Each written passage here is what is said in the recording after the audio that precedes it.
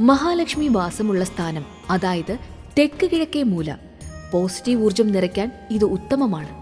വടക്ക് കിഴക്ക് ഭാഗത്ത് ഒരു കാരണവശാലും മണി പ്ലാന്റ് നടരുതെന്നും വാസ്തുവിദഗ്ധർ പറയുന്നുണ്ട്.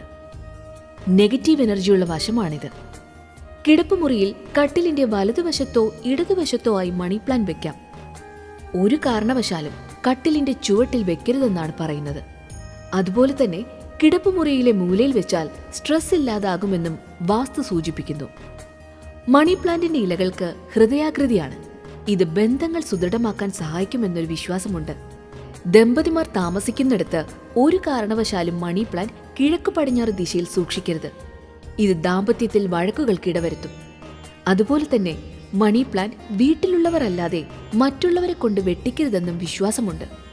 ഇത് ധനം കൈമറിഞ്ഞു പോകാൻ കാരണമാകുമത്രേ. ഫുൾ വീഡിയോ ലിങ്ക് ഡിസ്ക്രിപ്ഷനിലും കമന്റ് ബോക്സിലും കാണാം.